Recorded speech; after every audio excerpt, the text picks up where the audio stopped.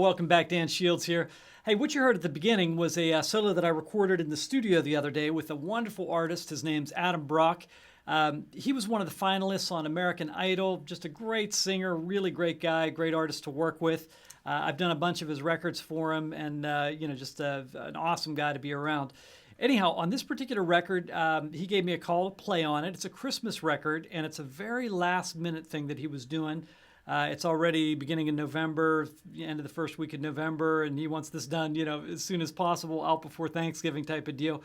But he had an arranger on it. The guy's name's Mike Tamaro. Amazing arranger, just a world-class guy. He does a lot of like big band, bop type of stuff, but can do everything. He's just a brilliant, brilliant arranger. Anyhow, so I get into the session. It was an overdub session for me. I couldn't be there on the original session. And it was a fairly tense feeling session because there was a bunch of people in the control room, a bunch of the musicians. The guy who was, producing, arranging it was there. And there was a lot of notes that I had to read on this thing. So I'm actually reading down like a lot of the parts. I don't do a ton of reading in sessions. Most of the time it's more just getting a feel and a vibe for stuff. So I actually had my eyes on the paper, and they were very like razor tight sort of charts that I had to be like right on top of. And then you also, as you're doing them, you have to listen, like, at times I would hear like I was playing a line, for instance, with a saxophone, I think it was, and the saxophone was laying back behind the beat. So, you have to ask the question, do I match the saxophone, or do you want me to play on beat and you'll line stuff up with the sax later? Those sort of things that were happening. So anyhow, fairly tense. I walked into the session, and the first thing that I had to do was lay this first track down, and I needed to play a solo on it. And I basically played that exact solo that I just did. I had a mindset, and they did give me the material beforehand. And so because it had a little bit of tricky changes, I actually worked out some stuff on it. So I had some stuff walking in that I worked out.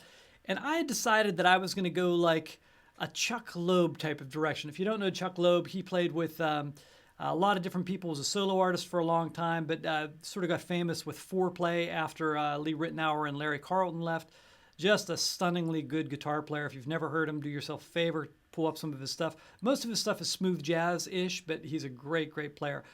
New York guy that was just dastardly player. Anyhow, I decided to do sort of a Chuck Loeb type of thing. I'm trying to make changes. I'm doing with a clean sound, doing some of the tricks that he would sort of do and the vibe that he would sort of do, thinking that, especially for the guy who's doing the arranging, that he'd be really into that.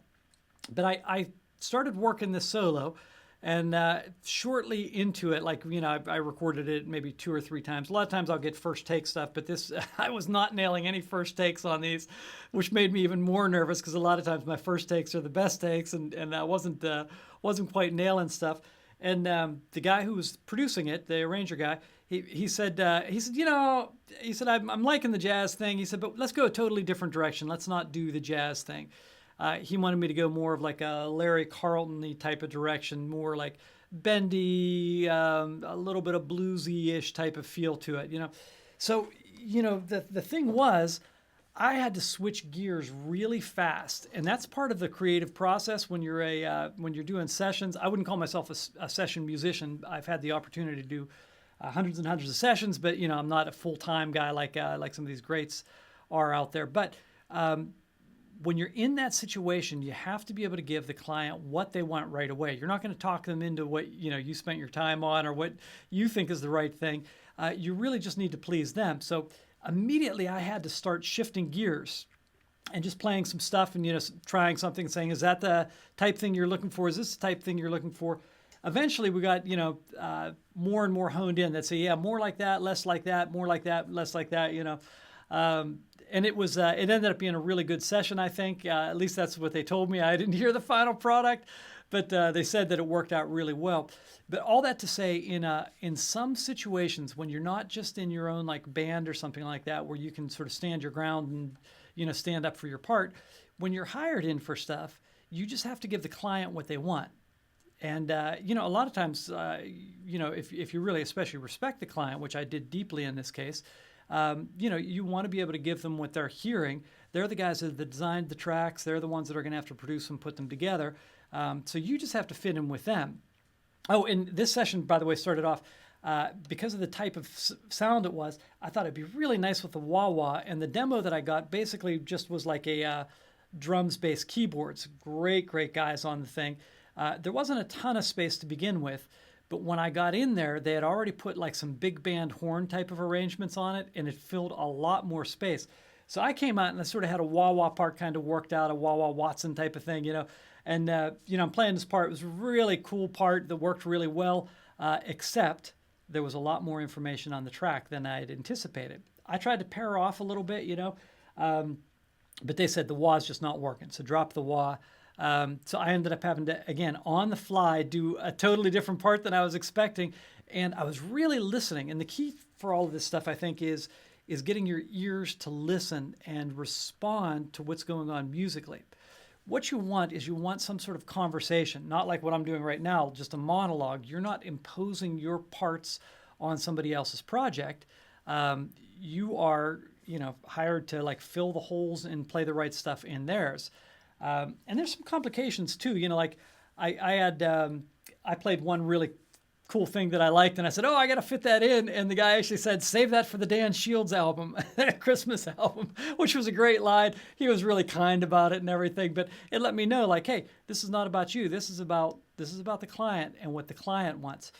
And then you also have to listen, make decisions of like, do I play with the keyboard player? Am I playing over top of him? On one song, I played like almost parallel parts to what he played.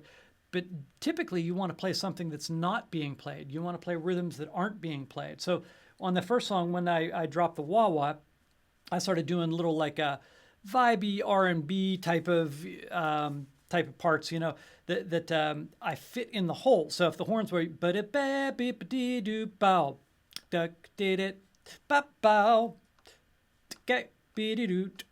so stuff like that, where I'm doing answers to what they were doing. But that stuff, because I'd never heard the material before, I had to do it like right on the spot, which for me, since I don't do this all the time, is not the easiest thing. But I knew that's the right thing to do, to have like this musical conversation where like somebody pauses in the conversation and you go in. Now, one of the complications is in music, you typically will hear somebody will end a phrase, and that's where the information goes. So. In this, what happened is, the typical musical phrases where the vocalist ended, then you would have horns answer. And then I would just have like these little tiny slices of space that I had to fill up and, put in little interesting musical things. The Beatles did something all the time that was so great. They always had something of a point of interest for your ear. So whenever they were doing a recording, you would always hear the vocal line and then maybe something answering musically that would be this little like question and answer playful thing, so that the ear always had something to go to. Now in CCM music that I play a lot of times, that's not the case. It's just a big wash and bed, and you don't have those really distinct parts as much. But in a lot of the music like the Beatles and stuff like that, you really want the ear to be directed towards something at all times. You're not just washed in this immersion of sound, but you're really trying to like musically direct people. So again, if the horns I'd play, or something like that, and you're listening to the bass player and you're listening to the keyboard player who's fairly busy and trying to find those holes. So anyhow, all that to say, a couple lessons from being in the studio. You've got to be able to be quick and on your toes. You can't hold too tightly onto your own stuff. You've got to be able to let your stuff go and let the producers produce. And then you really have to listen to what's going on with the other instruments, which musically, that's probably one of the most important single things that you can do, is rather than listening to yourself, listen to the other people around you. It's a real key for being a good musician and being good musically in different settings. So anyhow, thought I'd share that with you. If we all get caught with stuff, and I got caught, and thought that would be something cool to share with y'all. So until next time, God bless you.